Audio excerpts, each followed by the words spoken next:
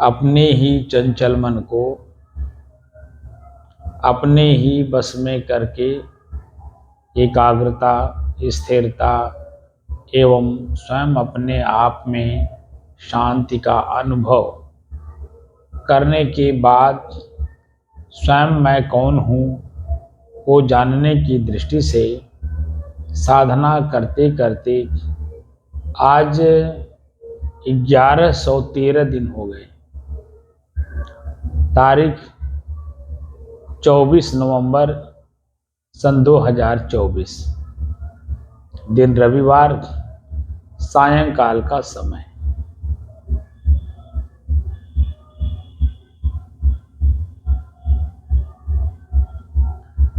जिस मुद्रा में मैं बैठा हूं,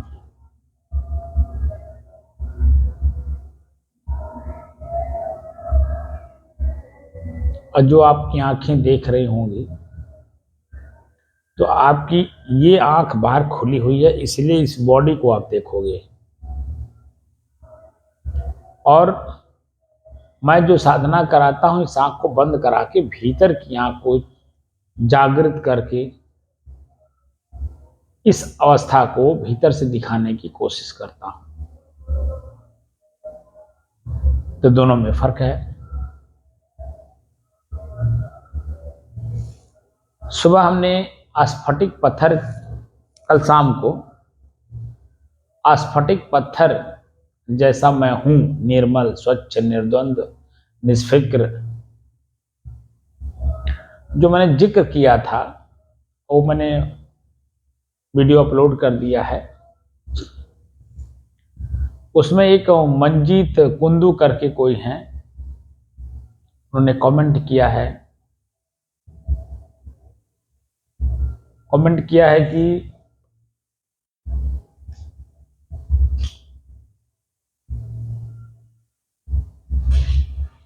ये कुछ ज्यादा ही ड्रामा, उन्होंने इसको ड्रामा कहा, ड्रामा।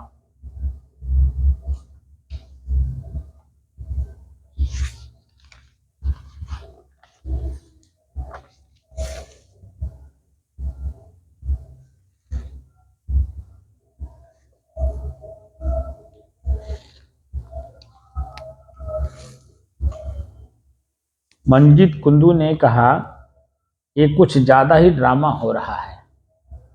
हमारी बाहरी स्थिति को देख करके उन्होंने ऐसा शब्द का प्रयोग किया है। ये अंग्रेजी में, जो अंग्रेजी में से लिखा जाता है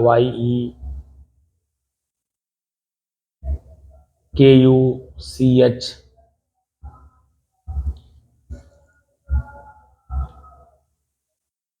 फिर उन्होंने लिखा है कि please don't mind my words, मेरे इस लेख को माइंड नहीं किया जाए। That's what I felt.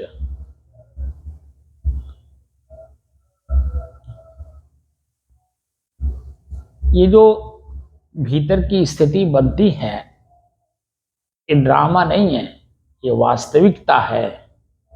आप लोग भी बहुत दूर हो इन सब चीजों से जानने के लिए।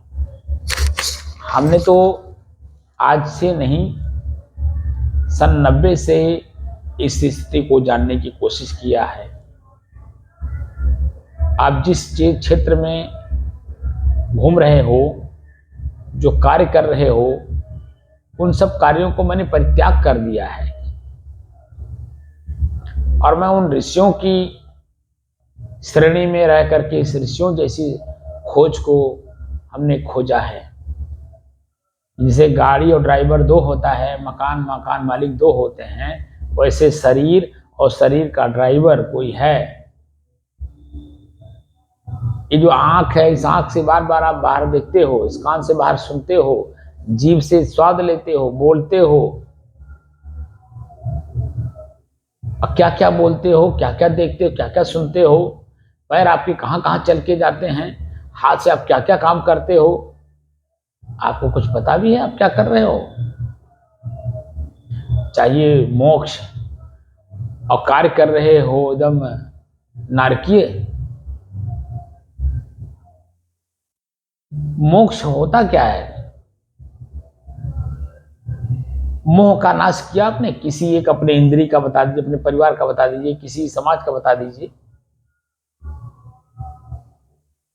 पहले काम करके आओ, तब किसी के बारे में कुछ टिप्पणी करो। बड़े बड़े टिप्पणी करने वाले तो अपने ही गुरु का टिप्पणी करते हैं, जो कि खुद नहीं पता कि वो स्थिति किसकी वर्णन कर रहे हैं, क्योंकि वो थ्योरी सिर्फ जानते हैं, थ्योरी पढ़ रहे हैं। और गुरु थ्योरी नहीं देता है, गुरु साक्षात उसका जिसका दर्शन करता है उसको बोलता है, और आपका कान सिर्फ सुनता है। आप स्कूल में पढ़ते हो, स्कूल में पढ़ते समय जो मास्टर साहब लोग आपको ब्लैक बोर्ड पे लिख करके समझाने की कोशिश करते हैं, वह सिर्फ आप ये मत समझो कि वो ब्लैक बोर्ड पे सिर्फ लिख रहे हैं, वो मानसिक रूप से वो उस चीज को देख करके तब लिख रहे हैं। और जब आप उस लेवल पे पहुंचते हो ना, आपको कितने समय लग जाते हैं, कई दिन लग जाते हैं, कई महीने, कई घंटे लग जाते हैं, कई सालों लग जाते हैं। और जब उस लक्ष्य पे आप पहुंचते हो, तब आपको लगता है कि हम गलत थे, वो सही थे। तब तक काफी देर हो चुकी होती है, और आप समझते हो कि मैं उन सब चीजों को ड्रामा कर रहा हूं। अरे वैसे भी प्रतिदिन आप अपने आप में आप अनुभव करो कि अनुभव तो करने की शक्ति है नहीं।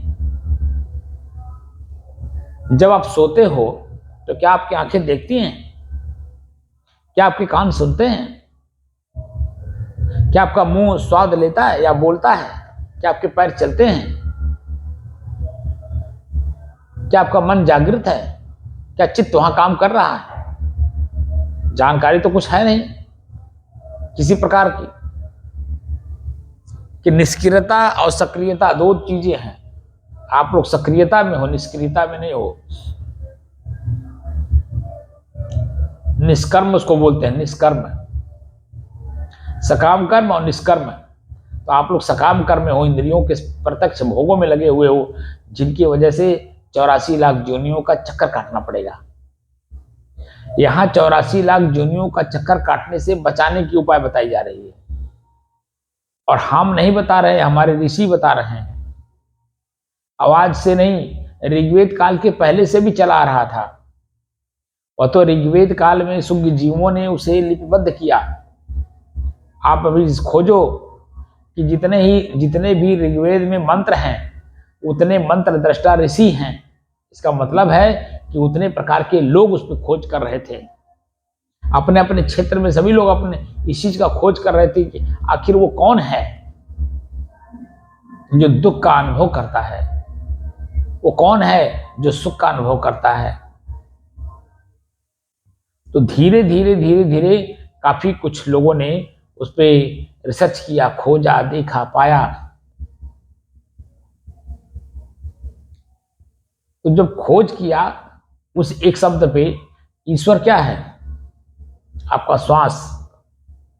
भगवान कौन है? आपका शरीर। जड़, चेतन, प्रकृति, पुरुष, क्षेत्र, क्षेत्रज्ञ। ये सब शब्द जो है ऐसे नहीं मिल जाते हैं कह देने मात्र से। इसके लिए खोज करना पड़ता है, और खोज करने वाला कोई सुज्ञ जीव होता है। जो आप वैज्ञानिकों को देख लीजिए, आप किसी भी वैज्ञानिक केंद्र पे आप जाओ, जो अच्छे से अच्छे वैज्ञानिक हैं उनको आप बीड़ी पीते हुए नहीं देखोगे, उन्हें दारू पीते हुए नहीं देखोगे, उनको किसी प्रकार का अभद्र कार्य करते हुए नहीं देखोगे। वो एकदम स्वच्छ, निर्मल, पवित्र मन से होते हैं। तब किसी एक विषय पर लगातार काम करने से कुछ खोज करके वो समाज को हमको आपको देते हैं। आज प्रत्यक्ष चले जाओ किसी भी सेंटर पे, आप अमेरिका नासा में नहीं जा सकते तो आप अपने इसरो में आप चले जाओ। अभी इस समय में एक आप नाम नोट कर लीजिए, बस्ती जिले में वो कमिश्नर रहे गोविंद राजू जी, सेम वहीं गए हुए हैं, और पता कर लीजिए उनसे कि यहीं वो थे पास में। मैं तो उनके पास चाहता उठता बैठता था। वह किसी प्रकार की आदत नहीं है उनके जीवन में, इतने स्वच्छ और निर्मल मन के हैं, और इस समय में इसरो में ही गए हुए हैं।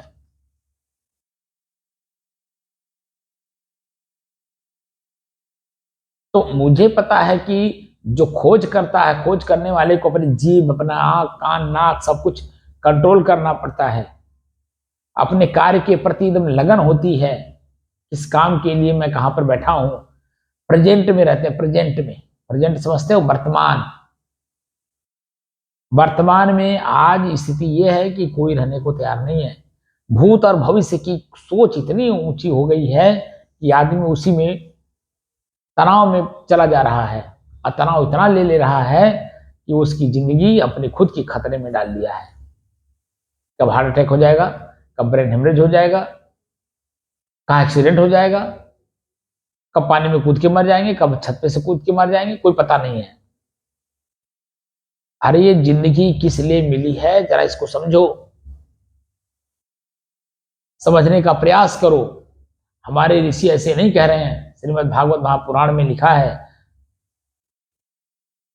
भाग्योदयेन बहु जन्म समर्जितेन, बहुत जन्मों का थोड़ा थोड़ा अर्जित किया हुआ संस्कार आज मानव शरीर में आपको मानवता का बुद्धि मिलती है। भाग्योदयेन बहु जन्म समर्जितेन, बहुत जन्मों का थोड़ा थोड़ा जो अर्जित किए हो ना संस्कार, उसकी वजह से आज कुछ मनुष्य शरीर में समझदारी आई हुई है। वो भी खाने पीने तक खाली हो, शरीर के सुख दुख के साथ ही खाली हो। इससे ऊपर उठ करके मैं कौन हूं, कहां से आया हूं, कहां जाऊंगा, क्या कर रहा हूं, क्या करना चाहिए, ये सब कोई प्रश्न का उत्तर अभी ढूंढने में आप अपने अंदर में जिज्ञासा नहीं हो रही है। वह तो सिर्फ वर्तमान का जो दिख रहा है कि मेरा परिवार खाए बिना मर रहा है, मेरे घर नहीं है, मेरे खेती नहीं है, मेरे जमीन नहीं है, मेरा नौकरी नहीं है, मेरे पास 4 पैसे का अर्निंग नहीं है। अभी तो खाली छोटी छोटी चीजों में उलझे हुए हो। तो बड़ी चीजों को प्राप्त करने का आपके पास साहस कैसे हो जाएगा? बड़ी चीजों को प्राप्त करने के लिए छोटी छोटी क्या बड़ी बड़ी चीजों को त्याग करना पड़ता है, त्याग करना पड़ता है, त्याग। अबिना त्याग किए, ये जो सुबह मैंने आपकी स्थिति दिखाई है कि मैं स्फटिक पत्थर की तरह स्वच्छ निर्मल हूं, वह स्थिति आने में कितना समय लगता है आपको क्या पता है? एक साधक ही उसको समझ सकता है। अभी देखिए, गीता का 2रा अध्याय पढ़िए, उसमें भगवान कृष्ण अर्जुन को युद्ध करने के लिए प्रेरित करते हैं, युद्ध करने के लिए। तो वह युद्ध आप तो समझ रहे हैं कि हरियाणा में जो कुरुक्षेत्र है, उसमें कुरुक्षेत्र हो रहा है, लड़ाई हो रही है, उसमें उनको प्रेरित कर रहे हैं। अरे धर्म ग्रंथ है, अध्यात्म है, अध्यात्म का ग्रंथ समझना इतना आसान नहीं होता है। ये बाहर का जो उदाहरण देकर के समझाने का प्रयास किया गया, उसको तो तुरंत मान लेते हो, लेकिन उदाहरण कहां पर लागू किया करने के लिए बताया जा रहा, ये समझ से बाहर है आपके। अपने ही भीतर में कुरुक्षेत्र होता है, चित्त रूपी क्षेत्र में, ये भी कुरुक्षेत्र है, हमारा हृदय कुरुक्षेत्र है। यहां पर 2 सेनाएं हैं। गीता के 16वां अध्याय पढ़िए, 16वां अध्याय, उसमें आप देखेंगे कि 2 क्षेत्रों का वर्णन है, एक दैवी क्षेत्र, एक आसुरी क्षेत्र। तो आसुरी शक्तियां आपस में टकराने के लिए खड़ी हैं, इससे दैवी शक्तियों से, अदैवी शक्ति खड़ी है आसुरी शक्ति से लड़ने के लिए। अब बीच में आपके 2 वृत्तियां लागू होती हैं, एक कृष्ण की, जो कृष्ण होता है, कृष्ण धातु है, कृष्ण शब्द कृष्ण धातु से बना है, उसका मतलब होता है आकर्षित करने वाला। जब आपको आत्म तत्व का बोध होता है तब वहां पर जाकर के कृष्ण शब्द लगता है आत्मबोध होने के बाद, क्योंकि वो अपनी तरफ खींचता है। क्योंकि ये जीव हमें स्वाद दिला दिला करके परेशान कर रहा है, ये आंख रूप दिखा दिखा के परेशान कर रहा है, ये कान शब्द सुना सुना करके सुख दुख का अनुभव करा रहा है। और सबसे जबरदस्त तो आपका शेषनेंद्री है। जब शरीर में उमगता है ना, काम नहीं यह काल है, काम अपरबल वीर, और जब उमगत है देह में तो ज्ञानी करत अधीर, ज्ञानियों को भी अधीर कर लेता है, अपने बस में अपने जद में कर लेता है, उससे अपने आप को मुक्त कर रहा है। कैसे मुक्त करोगे? धीरे धीरे जब चलोगे तभी बात बनती है, छोटी मोटी चीजें नहीं है ये सब चीजें।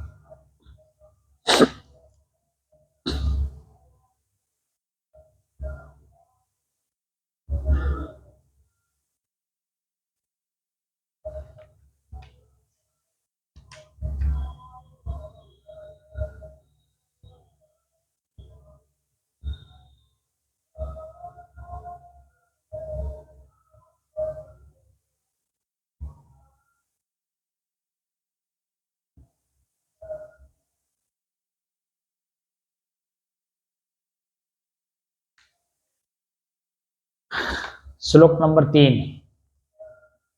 क्लैब्यम मा समागम पार्थ नैतत्युपपद्यते क्षुद्रम हृदय दौर्बल्यम त्यक्तोत्तिष्ठ परंतप। हे अर्जुन, नपुंसकता को मत प्राप्त हो, तुझ में यह उचित नहीं जान पड़ती। हे परम तप, क्षुद्रम हृदय दौर्बल्यम, हृदय की तुच्छ दुर्बलता को, हृदय की तुच्छ दुर्बलता को त्यक्त्वा त्याग कर उत्तिष्ठ, युद्ध के लिए खड़ा हो जा। जब ये युद्ध जीत लोगे तब कैसी स्थिति आती है, ये दूसरे अध्याय के 70वां 72वां जो श्लोक है उसको आप देखिए क्या कह रहे हैं।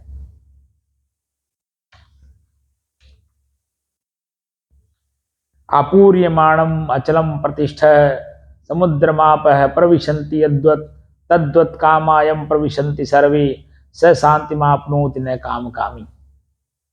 विहाय कामान्य सर्वान् पांचरत निष्पृह निर्ममो निरहंकार स शांतिमधिगच्छति। ऐसा ब्राह्मी स्थिति, लास्ट श्लोक 72वां। ऐसा ब्राह्मी स्थिति, ब्रह्म की ये स्थिति होती है। पार्थ नैनम प्राप्य विमोह्यति स्थित्वा श्याम अंत काले भी ब्रह्म निर्वाणम इच्छति। हे अर्जुन, यह ब्रह्म को प्राप्त पुरुष की स्थिति है। इसको प्राप्त होकर योगी कभी मोहित नहीं होता और अंत काल में भी इस ब्राह्मी स्थिति में स्थित होकर ब्रह्मानंद को प्राप्त हो जाता है। जो सुबह आपने स्थिति देखी वो स्थिति ये गीता के दूसरे अध्याय के 70वें श्लोक को सिद्ध करने में आपको कई जन्म लग जाएंगे, कई जन्म, 1-2 जन्म की बात नहीं है। क्योंकि ये जीव आपके बस में नहीं है, ये आंख आपके बस में नहीं है, ये कान आपके बस में नहीं है, ये पूरा शरीर आपके बस में नहीं है। अपनी इच्छा रूपी भोगों में लिप्त हो, उससे अपने आप को मुक्त करो। ये मैं मुक्त होने की स्थिति सिखा रहा हूँ, कहीं अलग से कोई चीज नहीं सिखा रहा हूँ कि मन मुक्त कैसे होता है अपने ही विषय वासना से, क्योंकि मन भी विषय वासना से ही बना हुआ है, शरीर भी हमारा वासना से ही बना हुआ है। हमें अपने शरीर से अपने ही मुक्त करना होगा, लेकिन सबसे पहले अपने आप को जानो कि मैं हूं कौन। जब आप अपने आप को जान जाओगे तो मैं हूं और मेरा मेरा है, मैं हूं मेरा है, मैं और मेरे का अंतर जानना पड़ेगा। मैं स्वयं कौन हूं? शुद्ध, शांत, स्थिर और एक रस। मेरा क्या है? मेरा प्रकृति है, शरीर मेरा है, ये शरीर प्रकृति का है, मैं इसी में हूं। तो मैं तो शुद्ध हूं अपने ही स्थान पर, लेकिन प्रकृति हमें शुद्ध रहने नहीं देती। कहीं न कहीं किसी न किसी रूप में मुझे उलझा देती है। सुबह से शाम तक आप देखो कितने बार उलझते हो, कितने बार दुखी होते हो, कितने बार पीड़ित होते हो, लेकिन वो क्या पीड़ा स्थिर है? क्या सुख पीड़ स्थिर है? आप दोनों की अवस्था को देखते हो, दोनों से अलग हो। और जो अलग स्थिति होती है किसी भी वस्तु की, किसी भी स्थिति की, वह शुद्ध होती है अपने आप में। उसमें जो मिलावट है, वो मिलावट उसका परिवर्तन दिखाता है।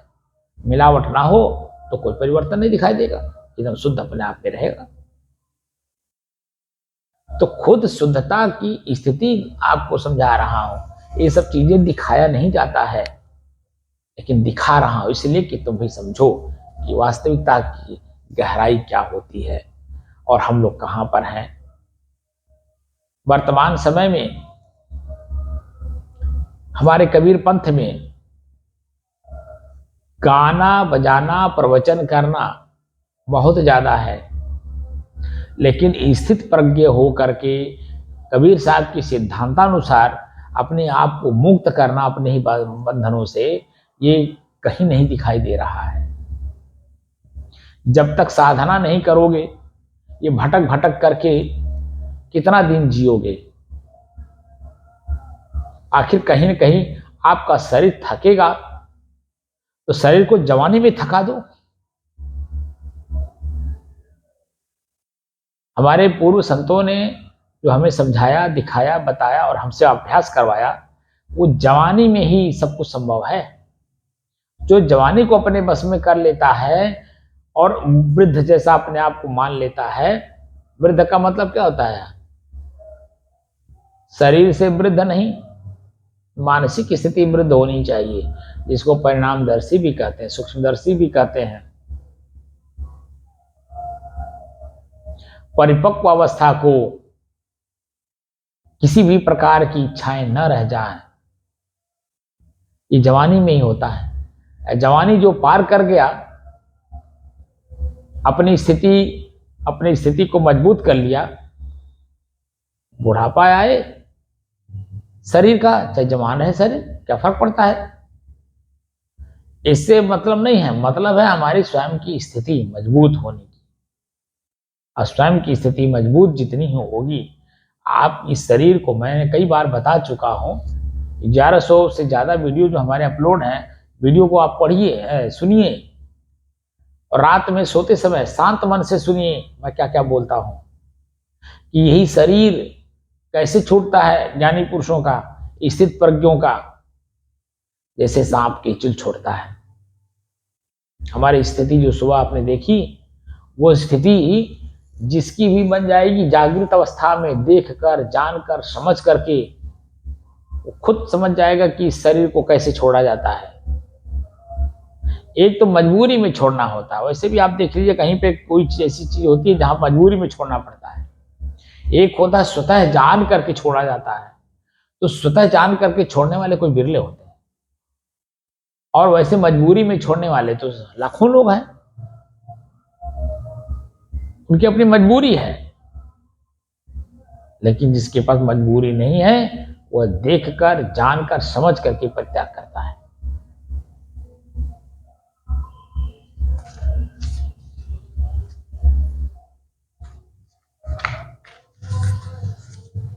अपने आंख का जो विषय है रूप, कान का जो विषय है शब्द, इन सब को शरीर के जितने भी पार्ट्स हैं इनको अपने बस में करना होता है। अपना भूख, प्यास, नींद, आलस, मुहाई, ठंडी, गर्मी, बरसात, दर्द, पीड़ा, असहनीय वेदना, असहनीय दर्द, सबको एकदम सम रहना पड़ता है। और वो सब धीरे धीरे समय समय से हमको मिलती हैं और हम उसे जीतते चले जाते हैं। वो जो स्थिति सुबह की हुई है हमारी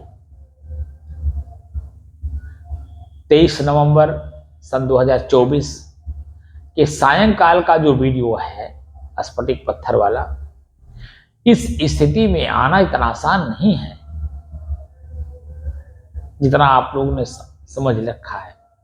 तो है नहीं, बहुत मेहनत करना पड़ता है, बहुत ही ज्यादा मेहनत करना होता है, दिन रात मेहनत करना होता है। जैसे बाहर का धन कमाने के लिए आपको दिन रात मेहनत करना पड़ता है, वैसे ही भीतर की चीजों को मजबूत करने के लिए भी मेहनत करना होता है। देख से अनदेखा कर, आंख से देख करके भी अनदेखा करना होता है, कान से सुन करके भी अनसुना करना होता है, मुंह से तो आवाज ही ना निकले किसी भी प्रकार से, सिर्फ सात्विक शब्दों का प्रयोग हो और वह भी जो काम लायक हो, जो जिसमें मेरा अस्तित्व दिखाई देता हो। शब्द शब्द बहुअंतरे, शब्द शब्द में बहुत अंतर होता है।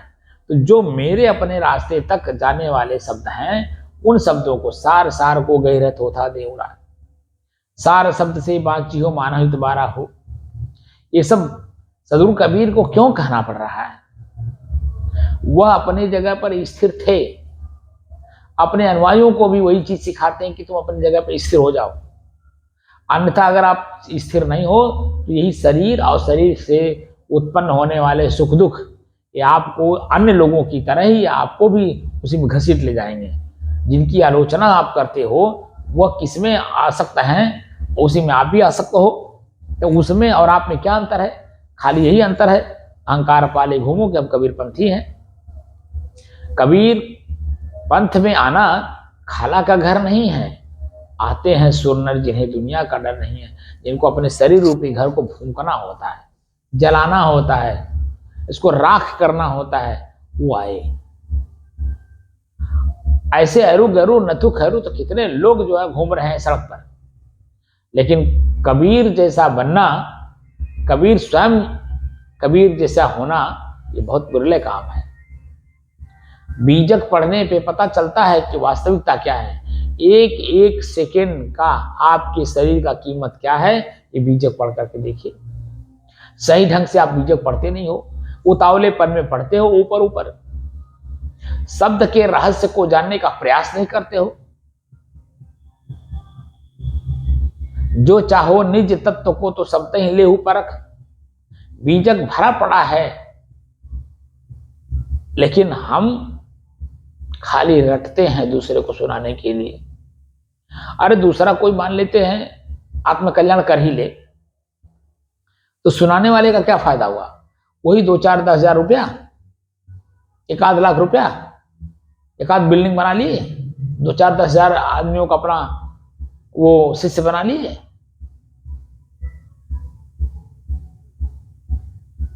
इससे कल्याण नहीं होता है। कल्याण होता है सब कुछ का परित्याग करके स्वयं अपने आप में स्थित रहना। सबसे बड़ा काम है मानव शरीर का। और सबसे बड़ा काम अगर जो आज मानव शरीर में ना कर लिया तो कभी सब क्या कहते हैं, जहिया जन्म मुक्ता था, जब जब आप मानव शरीर में आप थे तब तब मनुष्य शरीर को पाने के बाद अन्य शरीरों से मुक्त होने के स्थान पर थे, लेकिन उस काम को आपने नहीं किया तो 84 लाख जोनियां घूम करके आए। आज कम से कम छठी तुम्हारी हो जगह तो कहां चला पिगो। आज वर्तमान समय में छठी इंद्री यानी मन आपका जागृत हुआ है कुछ, तो कम से कम आत्मकल्याण कर लो। तो कहां चला बिगोए, तो छोड़ करके कहां जा रहा है विषय वासना में। तो विषय वासना में जाने से पहले एक बार विषय वासना को देख तो लो, है क्या चीज। आपका मन न घृणित हो जाए तो कहिए, और मन को घृणित कराने की दृष्टि से ही उसे दिखाया जाता है। किसी भी कार्य में आप दो रूप देखेंगे, सुख भी है उसमें, दुख भी है। तो सुख के जगह पे दुख देखो, माता कुंती की तरह। तो सुख में दुख देखोगे तो सुख भोगने का आपका मन लालायित नहीं होगा, उसमें प्रवेश नहीं करना चाहेगा, उधर झांकेगा ताकेगा भी नहीं। और दुख में सुख को देखो। आज मेरे पास कार नहीं है तो उनको देखो जो पैदल चल रहे हैं, उनको देखो जो भोजन बिना परेशान है, जिनके शरीर पे वस्त्र नहीं है, जिनके पास रहने के घर नहीं है, टेंट में रह रहे हैं, पन्नी तान के रह रहे हैं। कुछ लोग तो ऐसे भी हैं पेड़ के नीचे भी समय काट रहे हैं। तो उनसे तो बेहतर हो आप अपने से ऊपर को देखोगे तो आप जहां हो तो अपने आप को दुख प्रकट करोगे कि मेरे पास कार क्यों नहीं है। तो कार क्यों नहीं है तो मानसिक तनाव बढ़ेगा। अब मानसिक तनाव बढ़ने पर मन आपका किंग कर्तव्य विमूढ़ हो जाता है, क्या करें क्या ना करें। तो जो करने वाला काम है वो नहीं करोगे, और जो न करने वाला काम है उसको पहले कर लोगे, तब क्या होगा। तो स्थिति आपकी जो आज जिस भी स्थिति में आप हो वह बेहतर है पहले की अपेक्षा। और जब आप इस तरह से देखने लगोगे तो बेहतर स्थिति बदतर हो जाएगी पहले की अपेक्षा। इसमें जाना चाहते हो। अभी आज पेपर में निकला हुआ है, सगे पिता और भाई मिल करके भाई लोग भाई को मारे और पिता ने अपने पुत्र को मार दिया बंटवारा को लेकर के। अब आप बता दी जमीन ज्यों की त्यों रह गई, पुत्र तो चला ही गया, वो लौट के आना नहीं। अपनी जिंदगी बेहतर से आप कहां ले गए।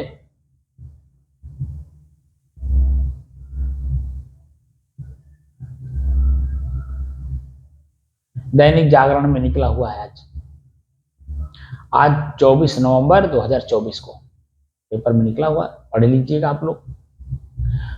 ऐसे कांड तो रोज देख रहे हो। आदमी अपने आप में कहां है, तो जहां पे है वह तो बेहतर है, लेकिन ऐसे कार्य कर दे रहा है कि बेहतर से बेहतर की ओर चला जा रहा है, सुख से दुख की ओर जा रहा है, सामान्य से असामान्य अवस्था में चला जा रहा है। क्या काम कर रहे हो आप। अरे जिंदगी को बेहतर बनाओ, संतों के शरण में जाओ और संतों की भरपूर सेवा करो और उनकी एक एक शब्द का अनुकरण करो, उसे अभ्यास करो, देखो, जानो, समझो और अपने जीवन को सार्थक बनाओ। अन्यथा ये जीवन तो बेहतर ही है और भी बेहतर हो जाएगी। बस समझ में। साहिब बंदगी, साहिब।